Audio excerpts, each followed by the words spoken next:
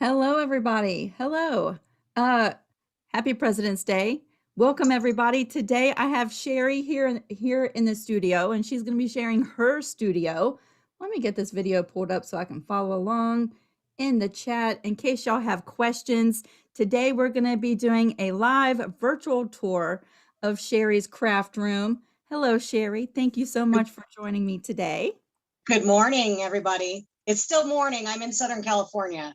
So Yeah, good afternoon and she's good morning. She's 3 hours behind me. So for me, it's after lunchtime. And for her, her day is just getting started. Thank you, everybody, for joining in. While we are live, if you have questions about anything Sheri shares in her craft room, feel free to ask, and I'll relay your questions over to Sheri.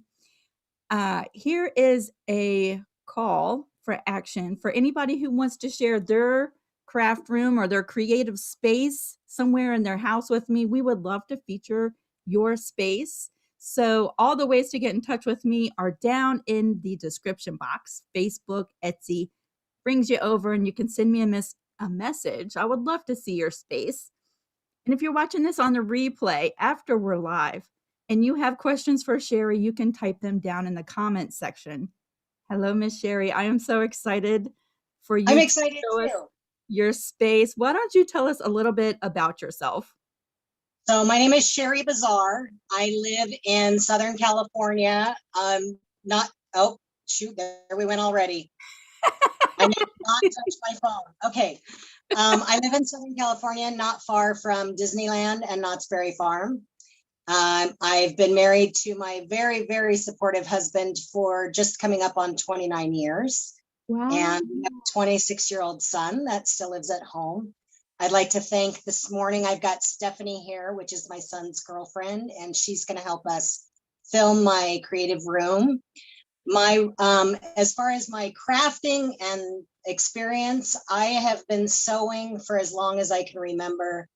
My first sewing machine was actually a little Mattel toy sewing machine that sewed with a glue cartridge that was battery operated. And my first actual sewing machine that I owned, I'll show you when we start the video. I have a Singer Featherweight that my grandparents gave me when I graduated from high school. So sewing is my first passion in crafting, and I've never not sewn in my whole life. I've always had sewing as part of my life. I'm also a paper crafter, a scrapbooker. Card making became my passion for a while because it was quick, immediate gratification. So there's a lot of paper crafting supplies in my room. I originally started my sewing. I've done a lot of garment sewing, bridesmaids dresses. I had a dressmaking business for a while. But right now my niche is custom teddy bears, primarily memorial projects. Yes. And thanks to my husband, I've kind of gotten away from the garment industry. It's just a lot of headaches, and it's really difficult for me to sew for myself. And but I love sewing, pretty much anything. Bears, quilts, costumes, the works. Yes. Now, if you are a member of the creative crew, then you have seen many of Sheri's bears because she has shared in many of our Tuesday night show and tells. You've seen Sheri's bears, but if you haven't, oh my goodness. There's a few behind me that I borrowed back from some friends and clients. Yay, so that we can get to see close-ups of your bears. She is so good at making these bears, John. She has the process down. And so I'm excited for you to share those. And she also makes some really awesome like t-shirt and memory quilts too. So thank you, Lisa. If you have seen her pictures of those in the show and tell on Tuesdays in Creative Crew, then you have been in for a treat because they're awesome. All right, Sheri, I'm going to turn it over to you and let you get started on our space. And one of the reasons why I was excited about sharing your space, we all have a different size creative spaces in our house. I remember when I used to set up at my dining room table for years. That was my creative space, and it was set up and tear down, set up and tear down. So we all have different size spaces, and you're working in a bedroom in your house. Is that right? bedroom in my house. It is also serves as my guest room. The room is probably 10 by 11 or 11 by 12, roughly. I have a lot of wonderful natural light that you'll see. And I have pieces of furniture that I've had in my sewing space for 29 years. My husband knows that this is my passion. And because he's so supportive, I've always had a sewing space in our home. But I do a lot of crafting on the dining room table as well. He asked me, well, are you going to show him how it really works when you use the dining room table? Right. I said, no, no. When you bring in all the 6-foot plastic tables to make a space big enough to do your quilts, are you going to show that? I said, no. So well, my room is small. So to have Stephanie and I in here at the same time, I've got 2 chairs that I keep in here all the time. So I want to show you my first sewing chair, or my recent sewing chair that my hubby got me for Christmas. That's a gamer chair. So I'm going to flip you around. And so this is a gaming chair. They come in a variety of price ranges. This one we got at Staples, about $100 and a quarter, $150. If you have the space and can afford it, probably the thing I could recommend to you the most is a comfortable chair to sit in. If you're spending any amount of time at your sewing room. My husband, my back and my shoulders get really sore from sewing. And this chair has made a huge difference for me. It has a lumbar support pillow that's fully adjustable, rest pillow, and it's adjustable in height and in the tilt of the back of the chair. So it's super comfy and I would highly recommend it. And Stephanie's going to be so sweet and push it out of the room so that we can see Stella. I'm very, very, very fortunate. Not only does my sewing has always been a secondary income, but I have a full-time job as a draftsman designer for a civil engineering and land surveying firm. And I've been really fortunate to be able to work through COVID and work at home. So some of that has afforded me some extra luxuries that I haven't had in the past. So I'm very, very fortunate. So this is Stella. She is a Baby Lock Flourish 2 embroidery machine. She has hoop sizes that range from 4x4 to 6x10. And I do all of my embroidery for my bears on this machine. I started with a hand-me-down that only stitched in about a 4x4 window. And this was my upgrade that I got thanks to the stimulus check this last year. She's sitting on a old Singer treadle table that used to be in my living room. And this became the perfect space for her. And because my room is small and multi-purpose, she has to be able to move out of the way because this is a futon sofa. And when I have guests, this folds flat and it pulls out another 2 feet or so. So Stella needs to be able to go somewhere else when I am having guests. So I'm a big Broadway show fan. So this is my artwork in my room. That is my Broadway musicals. And this was my first attempt at paper piecing. It's a little koala, all paper pieced. And that was a COVID thing that I made just to keep my sanity. This is just a strip quilt that I made. It's got a little bit of free motion quilting, but it's mostly just stitched in a ditch. And here are some of my bears. And you can see I do their embroidery on the feet. While we're here at the Bears, Miss Sheri, Wanda asked a question. Would you be willing to do a tutorial on your bear making? And your dad says, hi, Steph. Hi, Dad. Yes, I would be willing to do a video tutorial on the bears. I'd be really interested as to how many would be interested in doing that and what in particular they would like to see. There are lots of videos out there of people making bears, many of which I've viewed myself to get me to this level of experience. But yes, I'd be happy to share my process. I just use I'll have to pull out the pattern as we get through the live. But I believe the pattern that I use is a simplicity pattern. And I definitely have some shortcuts and some tips I'm happy to share. I don't hoard my information. I like to share the experience. So anything that can help another sewist, I'm on board for. So these are a couple. These two have their heads tilted a little bit. I don't know if you can tell. And then most of them I do with their heads straight on. This is a pillow that many of you on Creative Crew have seen, made out of a girlfriend of mine that lost her mother. This is made out of a sweater, and the pillow cover actually buttons right on, and that's the right of the actual front of the sweater itself. And the back of the sweater is the back of the pillow. I know there was questions about that when we showed that before. This is a quilt kit from Tied with a Ribbon. It's all pre-laser cut, pre-fused applique that I came in and machine stitched, machine appliqued all of the little doodads on there, all of the little sewing notions. And this was my first real free motion quilting attempt. And I did some feathering on the back and some pebbles. So that was me just having fun.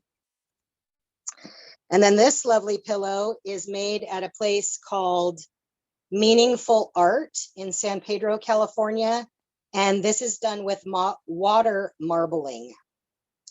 So it's you put your paint on the water and just lay the silk onto the water after you've marbled the paint through it.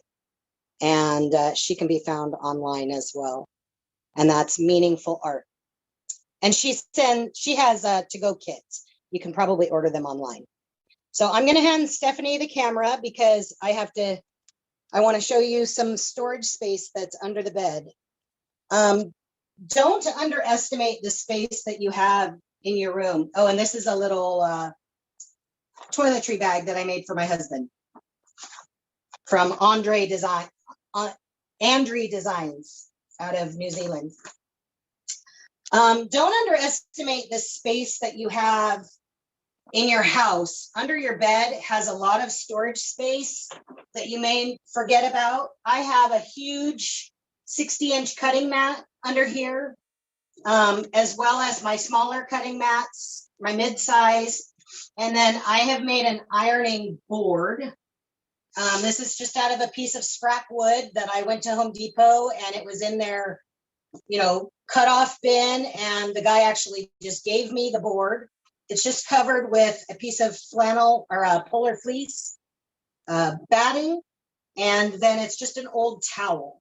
And this board is 24 by 36. So when I'm trying to interface t-shirts for quilts, it's a great tool to have because I'm not limited by a heat press or the space of my iron. I'll show you my heat press later, but the combination of this and my 12-inch easy press is a perfect combination that works well on my table, which I will share. And then also under here, I have my underbed box with my smaller cutting mats and smaller pressing mats. And my underbed box has all of my sewing interfaces, my fusible web, my interfacings, the woven, my non-woven is in the closet. And then a few of my embroidery stabilizers are in here, but most of them are in another drawer. But don't underestimate the space that you have under your bed. Even if it's not in the room that you're in, there's always space to store things. So here is a bookcase. I've had this bookcase for 30 years, and it's been repurposed many times. So up top, I just have some decorative boxes with various items. Some of them are fun and pretty, and some of them are just plain. These decorative ones I got at Marshall's or Ross or Home Goods, any of those types of places. Tuesday Morning has great boxes like this. These boxes are all from IKEA. So I have my boning and cording, and then I have pipe cleaners and deco mesh tubing and jute. Of course, my decorative shelves, top and middle. These are my 3 very best, lifelong best friends. These boxes are from IKEA. So I do floral. This is a hat that I made for a costume.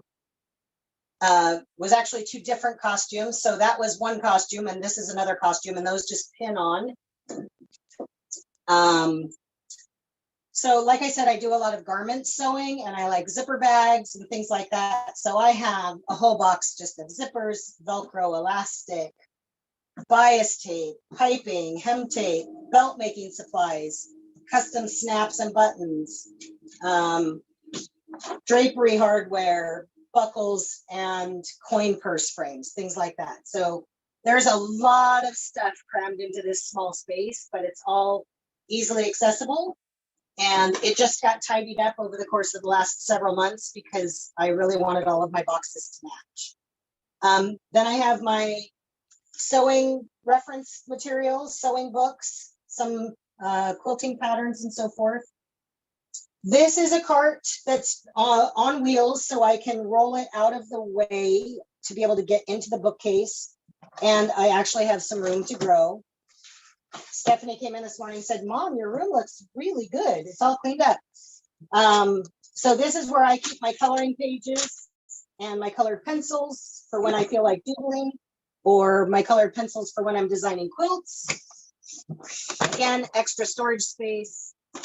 Kind of a catch-all for scrapbooking supplies and stamping supplies. These are my scrapbooking adhesives and cutting materials. And I dabbled a little bit with chalk couture. And so these are some of my chalking supplies. And then over here, just to keep it fun and decorative, I have my jar full of zippers, all different colors. And some of my favorite artists. And then I have bear eyes and noses just in cute little jars from the Dollar Tree. And my hardware, I do some bag making, purse making. So I have my hardware, my rivets, my D-rings, all of that kind of hardware. And then my pattern books for patterns that I print online, my workbook that I use when I'm meeting with clients, and my embroidery files when I print them off and want to keep the record of what I've got. I use template plastic from the Dollar Tree or from Daiso Dollar Store, which we have here in California, to make patterns. I use those for my bears as well, which I'll show you.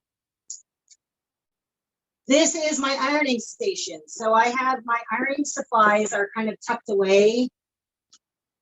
Pressing cloth, starch, my ham, pressing ham. And then my littler irons, I just keep tucked away. And then down here, I have some of my card making supplies and cards that are already made. This is my large hoop for Stella, 6x10. So you can see it's a nice good size. Any questions, Lisa? Sorry, I had to switch over the screen. No, everybody is so impressed. I've lost your picture. And where'd you go? There you go. The fun parts of Zoom. I lost your picture for a second. Everyone is very impressed with the way that you have organized your space so far. I have lots of comments and interest in bear tutorials. So we'll have to talk about that, whether you want to come with me here on YouTube. If you want to do it over in Creative Crew, or maybe start a YouTube channel making bears, that's something Nope, to think about in your nope, spare time. nope. In your spare time, Sheri. So North asked, what iron do you use? Okay, so this is another new purchase. This is a Sunbeam. And the thing I love about it most is that it is cordless and corded. So if I am working on something big and I need it to stay hot for the full time, it just has a lock switch on it. And I can lock it in and it'll stay plugged in and I can use it that way. But if I'm just doing little bursts of ironing for bears or quilt squares or whatever, it's like it's cordless and I can take it anywhere I need to. So I keep it kind of stationary here until I need it for a bigger space. This is just a small tabletop ironing board that I have put on top of these drawers are made by Really Useful Boxes. I've got them at Michael's, and the reason why I purchased this particular set of drawers is because it's completely modular. When you purchase it, it's 9 drawers tall. So it's actually this tall, or 8 drawers, excuse me. So it actually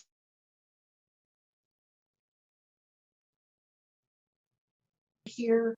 And so once I realized that these were modular and you can take just a drawer section and the base that holds the drawer, and I can make any configuration of this I want. I've actually purchased 2 more sets of these.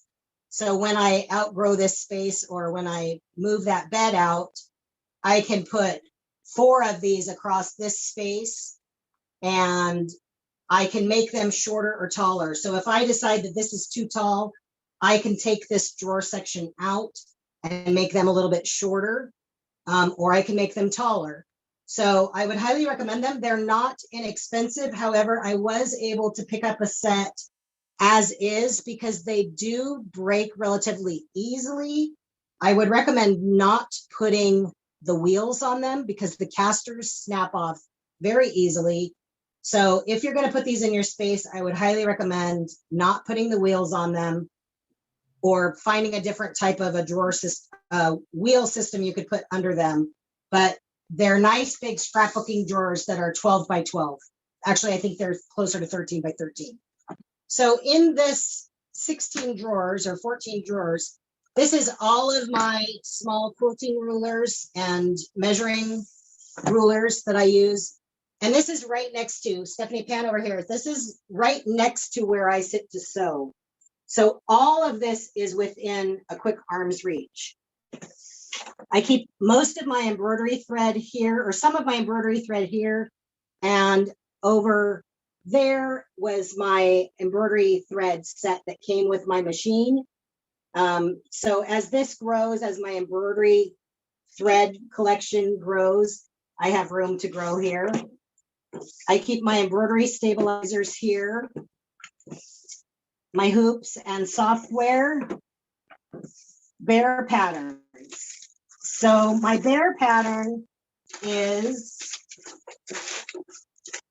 the Simplicity 5247, which I believe has been renumbered to 2115.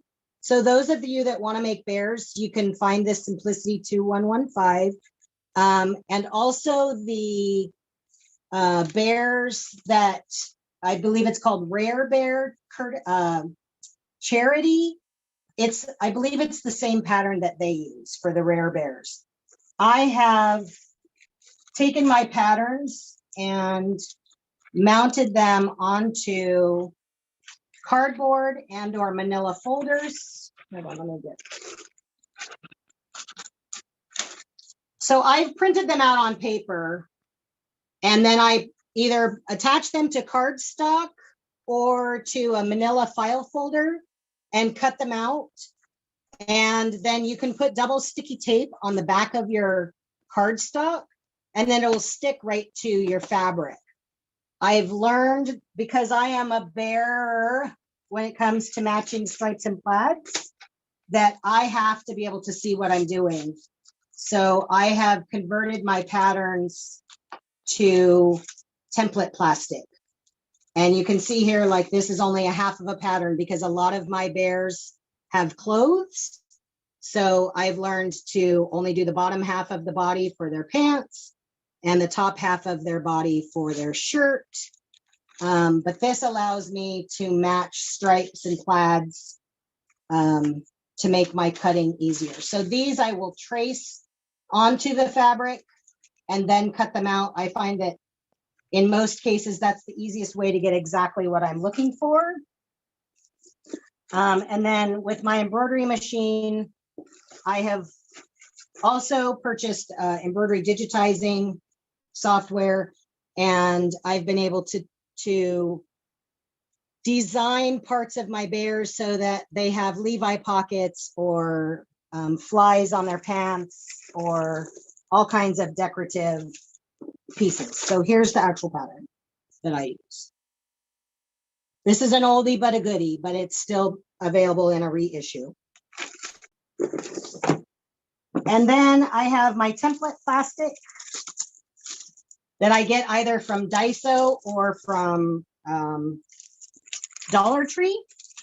And it's easily cut with scissors. It can be cut with the scanning cut and or X-Acto knife. So it's really easy to trace whatever you need and cut it out. So I use that quite a bit. And then my quilting supplies. This is where I keep my cotton, 100% cotton thread and cotton bobbins, my quilting gloves, my basting spray, my retain, and my color wheel and such. And then directly next to my machine is my thread. And because I'm a garment sewer first, I'm a stickler. I want my thread color to match what I'm working with. I know Sally has, primary gray, beige, and white, black, and I'm a color girl. So I like my thread to match what I'm sewing. And then I have all of my scissors and clippers and pins and rotary cutters here, very handy.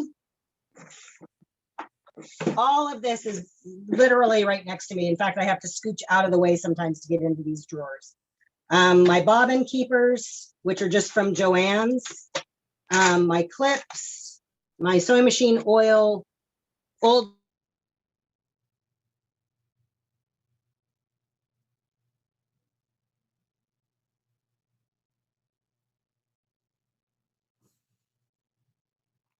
hardware for my serger and my serger instruction book. Then my glues, Band-Aids, because I'm forever poking myself or cutting myself. My labeler, yes, I'm a labeler. I didn't always label things, but I've gotten to the point I've had to. This is my small collection of vinyl for my scanning cut, both iron-on and heat transfer and regular vinyl. Some miscellaneous cleaning supplies, my air duster, which I try to not use into my machine. And then last but not least, my shipping supplies and tape. While Stephanie's down there, underneath the desk, I'll show you a little bit of magic here. Underneath the desk is my fabric storage that's in this room. This is not all the fabric I have, but it's the only room I have in this space for fabric storage. So they're just clear plastic bins. I try to keep them organized and folded as best I can, but we all know that's a challenge. And then if Stephanie, you want to stand up and pan up a little bit. This table, the top of this table is an old Formica desktop.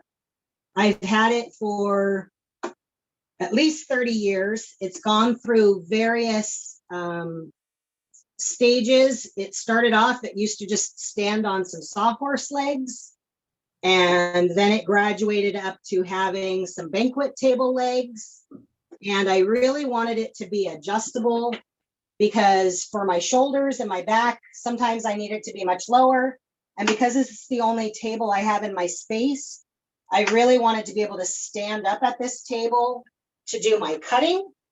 So I can take the towel covered ironing board and put it right on top of this table. Because this table is Formica, I can actually iron right on this table, which is very handy. And the best part of this table is a couple of years ago, my husband bought me these power hydraulic adjustable legs. So this particular brand I bought on Amazon, but I know that they sold out immediately after I purchased mine. And this particular brand I don't think is available anymore, but you can find adjustable power legs online. I believe IKEA has them and maybe Home Depot as well. But what I love about this is it's fully adjustable. I have presets. So my lowest sewing level, I can go all the way down here. And then my normal sitting, crafting, sewing level here. And as long as everything is out from the wall enough, I can do this without anything running into each other. And then I can adjust just a little bit as I need to. I've had to make sure that all my cords are long enough to reach. But if it bumps into something, it will stop. So this has been 30 years in the making, this table, and I love it. The combination of these power legs and what I use this table for are probably one of my best investments. Yes, I would say that the movement of being able to adjust that table so that that table serves many different purposes is probably a huge game changer. Huge. It really is. It solves a multitude of problems.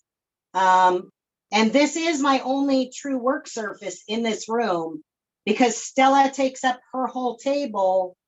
And I have chosen to never mount my sewing machine into my table because this table serves all of the purposes, whether I'm scrapbooking or card making or sewing or stuffing bears. I can raise it up so that my elbows can be up where I need them. If I'm doing something that's really close hand stitching, I can raise the table up so that it's more at eye level when I'm sitting in my chair.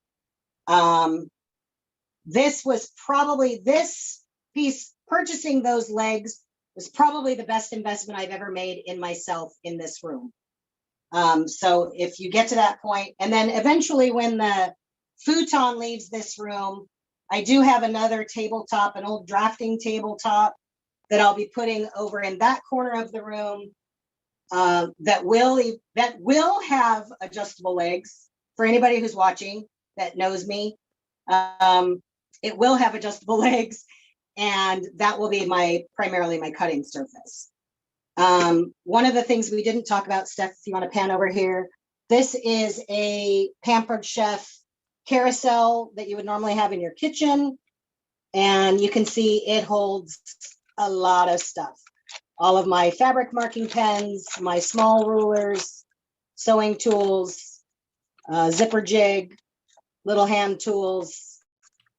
This is a great piece that serves a lot of purposes, and it's gone through lots of evolutions over time as well. So this is my sewing table we talked about. I keep a self-adhesive.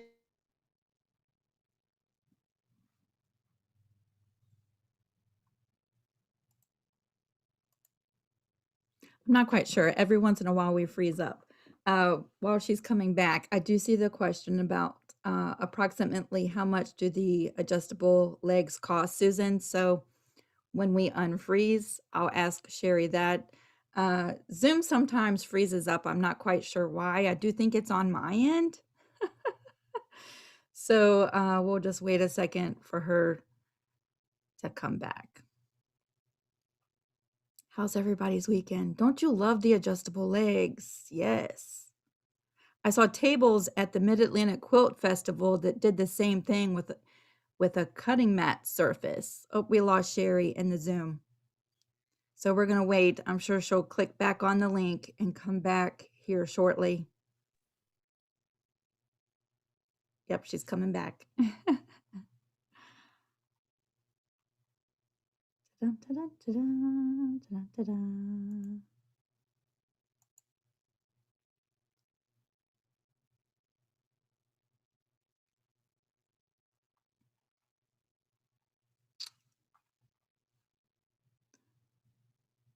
So we're just going to wait for a second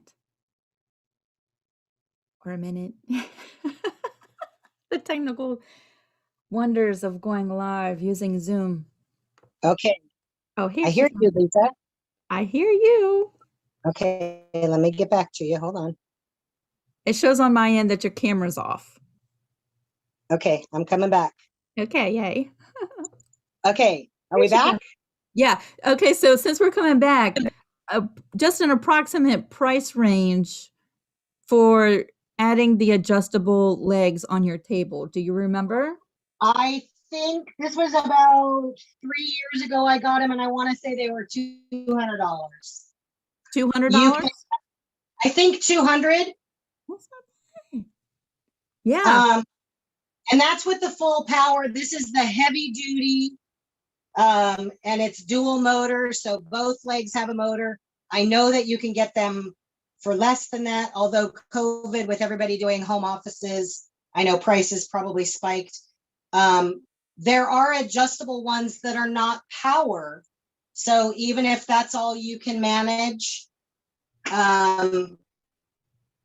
you have them with a crank. But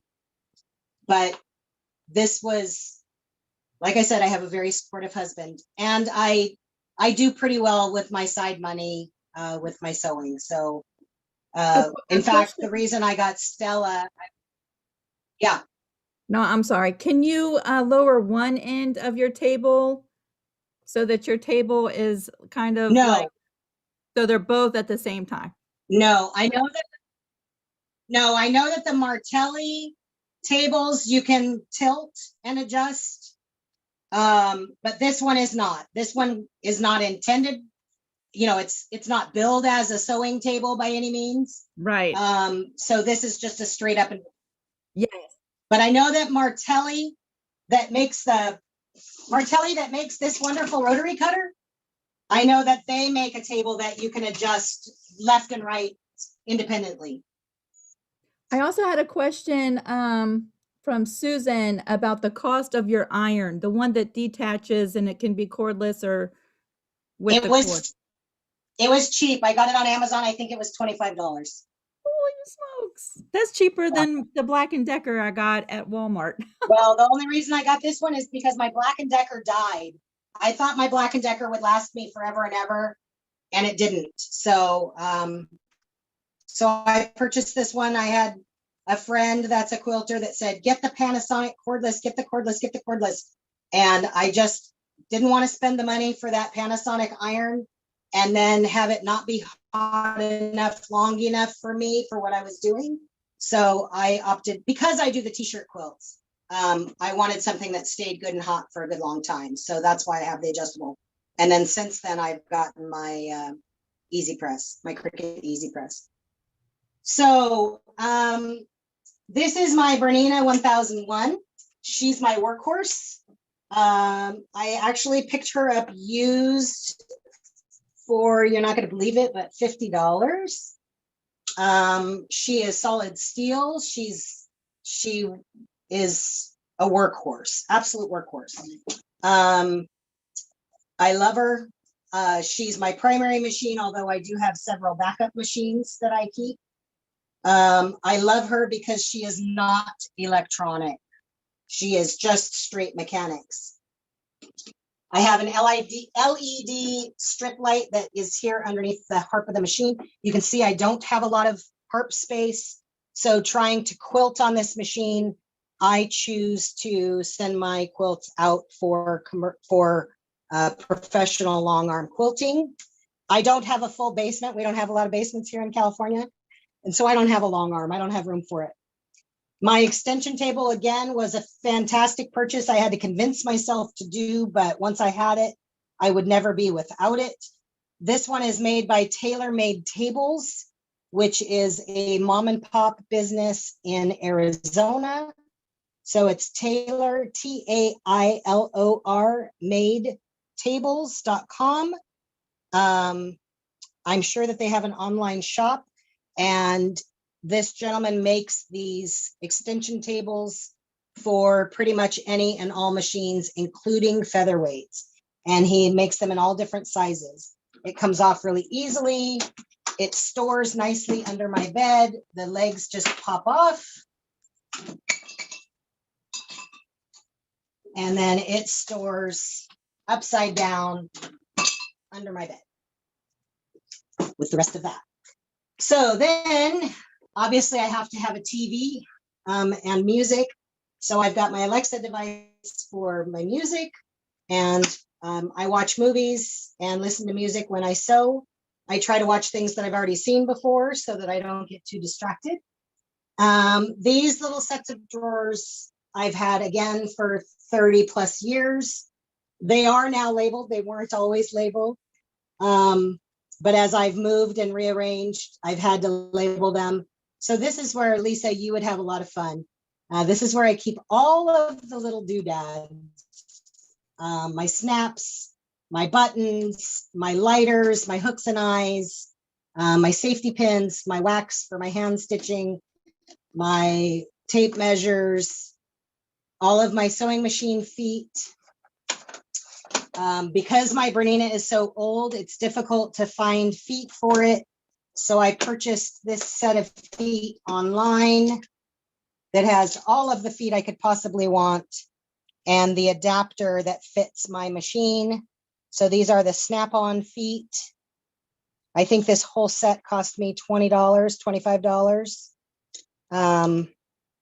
So that was a good investment. But I keep everything that's little in this space. Everything. And that's been with me all of my adult sewing life. I have labels. You were so right. I don't know why I have such a fascination with going through drawers like that and just looking at what's in them. I've just always had that fascination. Well, whenever you want to see what's in them, you just let me know. Yeah, when we're in California and I stop by, I'm opening all those drawers. Okay, that sounds fair. These are my labels that I use for my bears. They were purchased on Etsy. And I can post that link in the box or have Lisa link it. So these are my fold over in everything. If it's a bear, I try to make this side show. Our last name is Bazar. And so my business I call Bazar Bears, which is also one of my nicknames. I've always been Bear, so my dad will just call me Bear. So these are my labels that I had custom made for my business, my hobby, and then all my other fun labels that I've bought online from different companies. I keep in this little tin. And then above is the things that I use a little bit less often. As the shelves get taller, the items are less frequently used. Because I'm not focusing so much on my paper crafting, I've moved the majority of my rubber stamps up into these IKEA boxes up here. My husband and my son added an additional wall mount to my shelves, so they have plenty of support to carry this weight. So I have my pre-made Christmas cards, my handmade Christmas cards, my extra rubber stamps, and my die and stamp sets that I use with my big shots. And then these drawers have gone through many rearranging.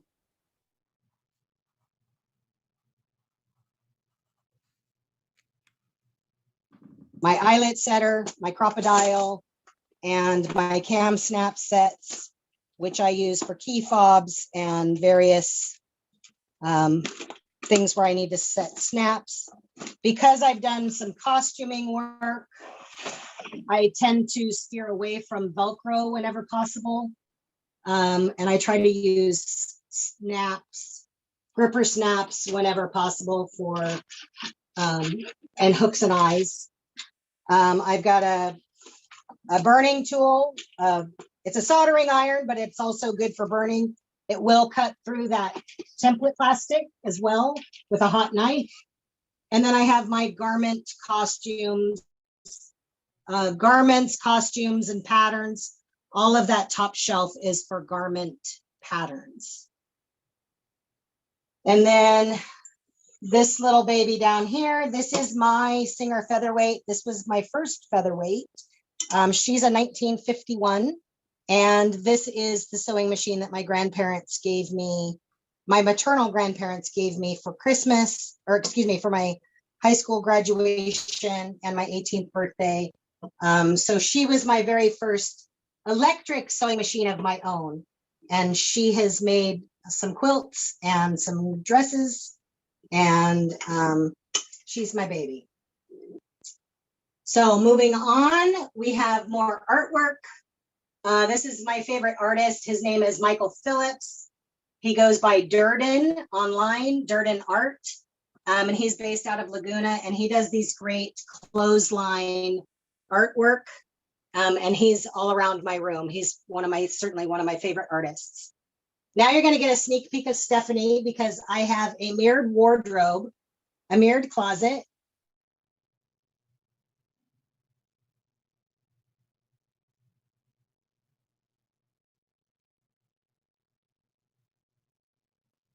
Trace pens, which I keep close by. I just use the regular Expo markers, and I can draw right on my mirror, whether it's making my to-do list or my shopping list or inspirational quotes. Don't forget about these spaces. I don't have room for a whiteboard in my room. And if it's on a piece of paper in a drawer, I'm not going to see it and I'm not going to remember.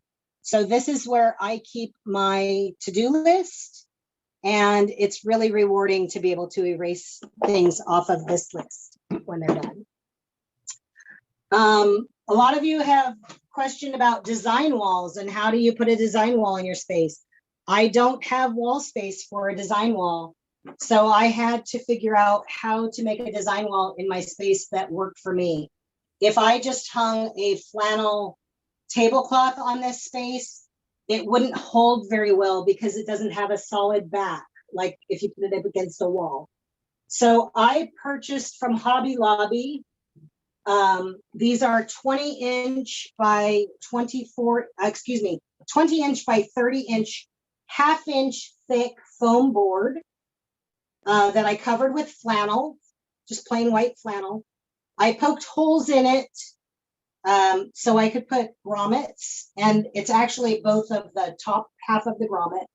I taped the flannel onto the back, and I'm able to store these all in a space of my closet.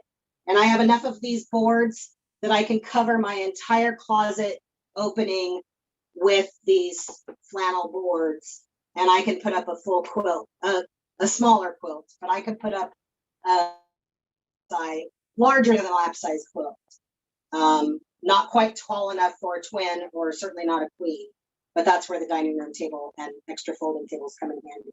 So these are just command hooks that I bent so they were a little bit straighter than they come in the package, and they're all removable. I didn't want to drill holes in this door frame, and so they just hook on, and I have enough of them that they stack on top of each other from the floor all the way up to the top of the door frame.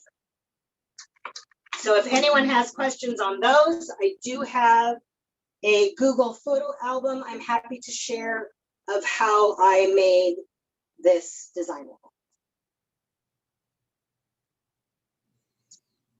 And then there's the tool garage. This closet, my husband and my son built in shelving for me. I made it very clear that we couldn't put the shelving in until I knew exactly what I wanted to use this space for, because I had my Sizzix Big Shot Plus, And then eventually I graduated up to a Big Shot Pro. So this Big Shot Pro does 12-inch by 24-inch dies. So I could cut the 2.5-inch strips with the AccuQuilt dies on this machine. So it's 12 by 24 is my cutting surface. And this entire cart, I refer to this as its garage. This entire cart will roll out and I can put it anywhere in my space or take it out to the dining room and use this machine. I also have a smaller tabletop machine. This one is 12 inches. And then I have my little portable die cut machine. On this cart, I have my dies, some of my small paper cutting. This was mostly paper cutting, paper crafting cart until it became a fabric cutter. So there's a lot of my stamping and art supplies here, my punches for paper crafting, a lot of my rubber stamps, small paper cutters, and embossing dies.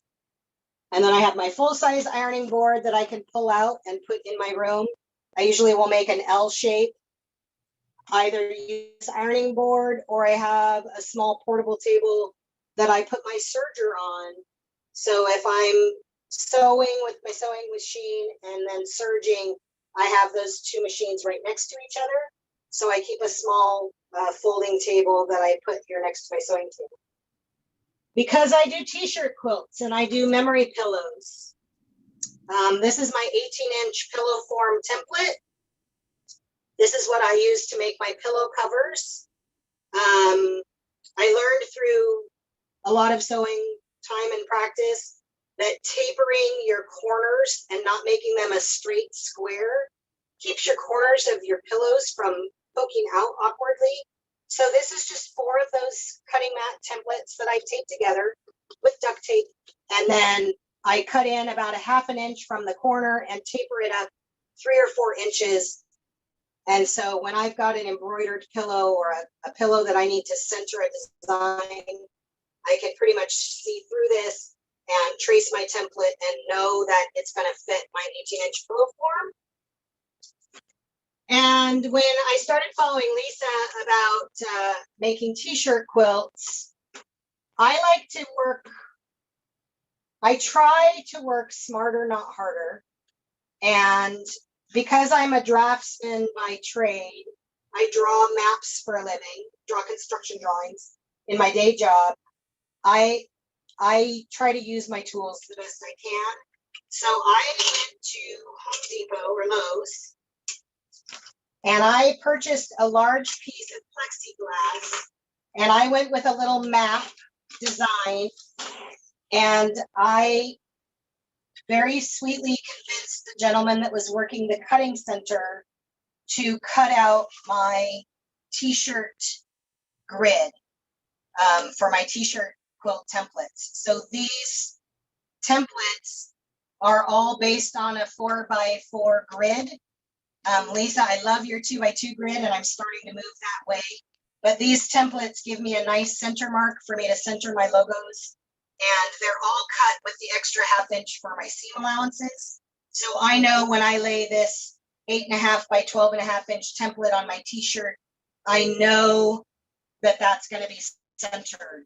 And I know exactly where I need to cut to do my t-shirt quilt. So this is a big time saver for me. It was not expensive to do this. I think the whole piece of plexiglass, I don't remember how much it cost, but I was able to convince the sweet man that worked there to cut them for free.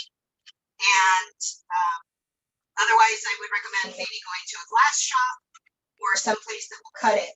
But I made out a little diagram, so I knew exactly which cuts he needed to do first, second, third, so that I could get all of my little templates exactly the way I needed them. And so I have templates up to 16 by 20 or 16.5 by 20.5. So it's a nice time saver, Lisa. Yeah, I think that is so, so smart, especially if you're making quilts on commission where time is money and you know you're going to be making a lot of them, then reducing the amount of time you spend measuring and cutting, and having shortcuts like that is really going to save you money in the long run. I'm not quite sure what's going on with the microphone. If maybe there's, I think it's when you talk away from the phone, there's a little rattle. Okay, I'll try to look at you when I'm talking to you. Okay. Okay. And then I just have a nail here that I keep my longer rulers in the closet. So my 2.5 by 24 quilting ruler, my 6.5 by 24 quilting ruler, they just hang on a nail here, out of the way. My husband put a great light in, which I always forget about. So you can really see in my space. I've got some heirloom quilts here to be worked on, and my little vacuum that my son bought me for Christmas so I could vacuum out my sewing machine. And then I try to keep cardboard or something on my shelves so that I don't damage the feet on the bottom of my machines. While these shelves are great and they're really strong and they're all adjustable, I don't like things getting embedded with that grid imprint, so I try to protect those surfaces. And on the other side, I have my stand-up fabric storage. So these are my waterproof canvases and my vinyls that I use for bag making. I was fortunate to be gifted a very large commercial bolt. It's been downsized quite a bit from use. This is my P44, or my non-woven, super lightweight interfacing that I use on the back of my t-shirts for my t-shirt quilts. Just a nice lightweight stabilizer. It's the same stabilizer that Lisa uses and recommends. I was just very fortunate to be gifted a commercial bolt of it. And when it's gone, I'm going to be very sad and try to have to figure out where to buy a commercial bolt. This is my Singer featherweight. That's my paternal grade.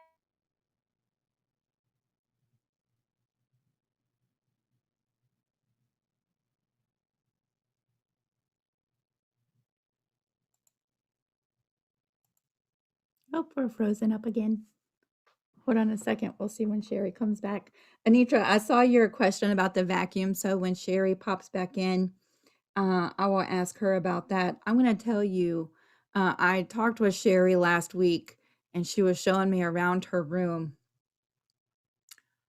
I love that she has used the mirrors on her closet doors as a to-do, as like a planner, basically, that is open all the time and she can write and erase and keep track of what she needs to do.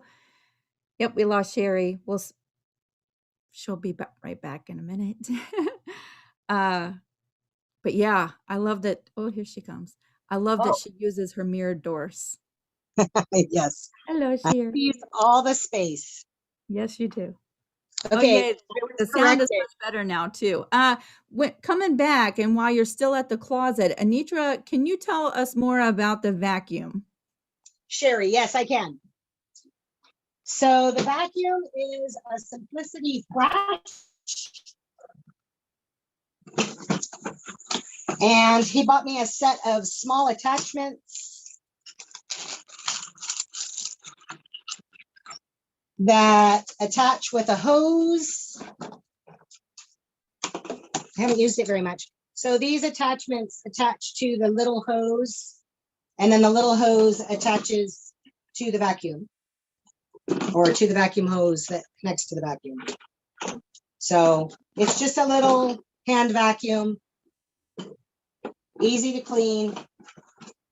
And then it has very small attachments for vacuuming out the inside lint.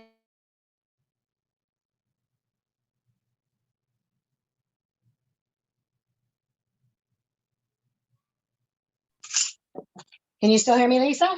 Yep, you're back. Okay. I don't know if it's your end or my end. I don't think we were having any problems. So, okay, so is that enough on the vacuum? You see what it is? It's a micro vacuum. Simplicity. And I think he purchased it online.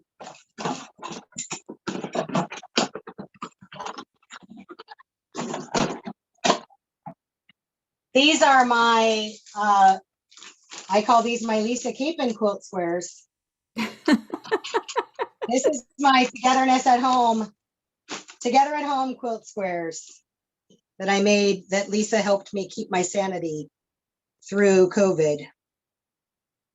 So eventually this will be made into a quilt for someone or for me for this room.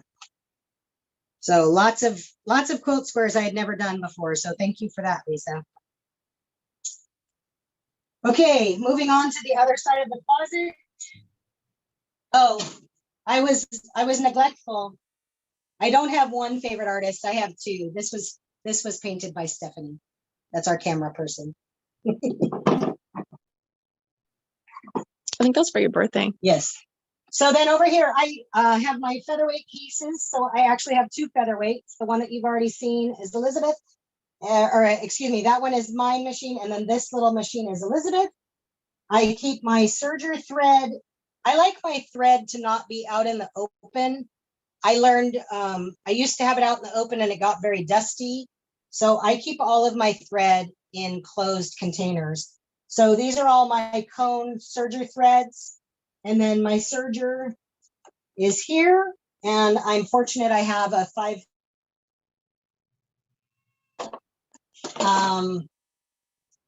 This is my Brother Scan and Cut and my Cricut Easy Press. And I'm so glad I was convinced to purchase this, because doing t-shirt quilts, a lot of people talk about getting the commercial heat presses, Lisa, like you have. And I have found that I do not want to have to move my t-shirts or my fabric once I've started pressing my interfacing on them. So between this tool and my 24 by 36 inch ironing board that's covered with the towel, excuse me, this allows me to really press my interfacing onto the backs of my shirts without having to move my shirts. That's why I like my cutting mat or my pressing mat as large as it is, and then having this large pressing surface that's nice and heavy to fuse my interfacing. And I also interface most of the fabrics that I use for my bears. If it's anything stretchy or anything thin, it all gets interfaced as well. And then I just have tubs of ribbon and all of my polar fleece storage, because I make some other items out of polar fleece. And so that's pretty much it. So if anybody has any questions, I'm here. Oh, and then some momentum. This was one of the very first memorial projects I made. For those looking for ideas to use smaller amounts of fabric. This was a robe. It was a grandpa's robe, and grandpa passed away. And the client asked me to make tiny robes that are Christmas ornaments. So this is Pop's robe. And then my husband and I love Halloween, and this is one of our favorite Halloween costumes. And then my bulletin board with my thank you notes from clients. I think the little robe is just awesome. So I do have a couple of questions coming in. Anitra wants to know, does Sheri have an Etsy shop or a website that people can visit? No, Sheri doesn't, because Sheri works a full-time job. In addition to this little side hobby business, I call it. So I do not advertise at all. All of my business is word of mouth. And I prefer it that way. Yeah. So no, I do not have an Etsy shop or a website. And I actually, the only place I really share my makes is on the crew, the creative crew, because I'm afraid to advertise. Yeah, you stay so busy, not just with your full-time job, but just in bear commissions alone, that I don't know where you find the time to do half of what you get done. Penny asked about your heat press. That was the Cricut Easy Press. Yes, it's the Cricut Easy Press 2. It's the largest size they make. I think it's 10 by 12. Let's measure it. Yeah, we're going to measure it, Penny. It is 10 by 12. 10 by 12. Yeah. And again, if anybody's questioning whether they should get a commercial heat press or a easy press, for my purposes, the easy press works better for doing what I do. I know it's not for everybody, but as you can see, I don't have room to put up a heat press that's here all the time. Right. And my husband his space is the garage, and I've already taken too much of that space, and he's not going to give me any more. So earlier you mentioned sharing more information about how you came up with your design board and that you had a file folder or some photos that you could share. Could you share that in the creative crew sometime? Yes. Okay. I have shared it before when people have asked about design walls, but we can add a link to this, or I can add it to the crew. I'm happy to add it wherever we need to add it. I think the easiest place to add the link would be in the creative crew. So if you're watching this and you're on Facebook and haven't joined the creative crew yet, there's a link to join creative crew down in the description box. Make sure you answer the 2 security questions to get in, or myself or Miss Maureen, we can't let you in if you don't answer those 2 security questions. But I think that would be the easiest place to share that. And then also the link for the tags, the link for the Etsy shop that you purchased your custom tags. If there was a way you can share that with us, that would be awesome. I'm happy to. And you can see that all of my design wall boards just tuck right here in this middle part of the closet space that's difficult to use anyway. So this is all of my design wall, only takes up this little bit of space. Yeah, that is awesome. It's not full cloth, which takes up no space, but for my purposes, this is what worked best for me. All right, for those who are not on Facebook, I will copy and paste the link of the Etsy shop where she got her custom tags made in the comments sometime after this video is live. Okay, so come back to this video, scroll through the comments, and I will pin to the top in the comments the link for the Etsy shop for the custom tags.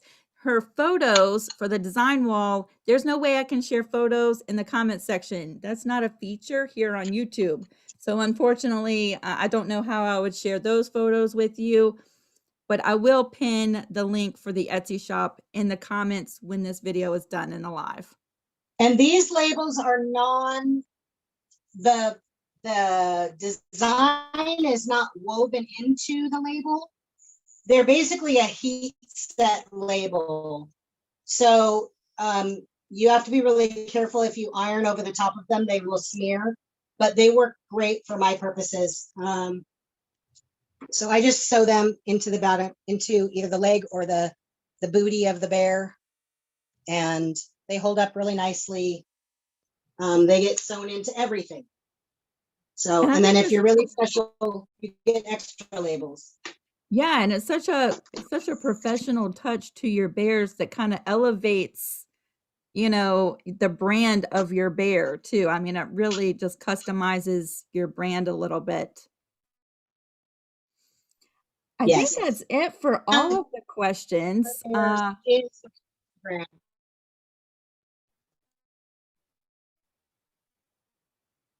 You still there? You freeze up again? Yeah, there we I'm go. here.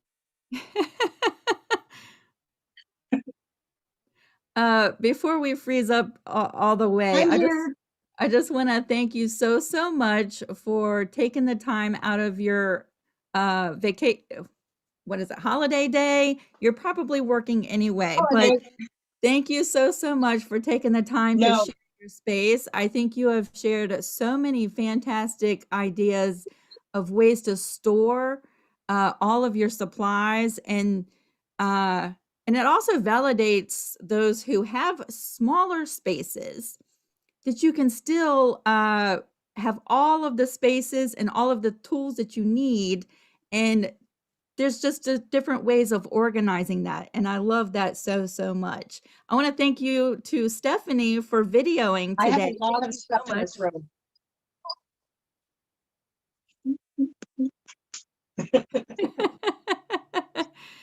And yeah, before we go today, again, a huge thank you to Sheri.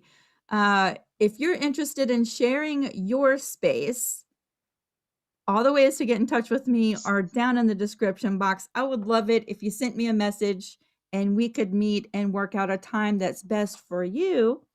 Oh, before we go, Sheri, Trinita wants to know, what do you do for work? I am a draftsman designer. I draw construction drawings on the computer. So I draw plans for construction of new homes, commercial developments. When properties are bought and sold, we have to do a specific type of a map. And so I have a very technical job, but it is still creative. My whole philosophy in life is I like to do things that turn nothing into something, whether it's cooking or baking or sewing or drafting. I like to see a plain piece of paper turn into a card, or a piece of fabric turn into a quilt, or a bear, or something that's ingredients in cooking turn into, muffins, or a great chicken marsala, or whatever. My whole life, everything I do is about turning, ingredients or parts into something else. I get a great deal of.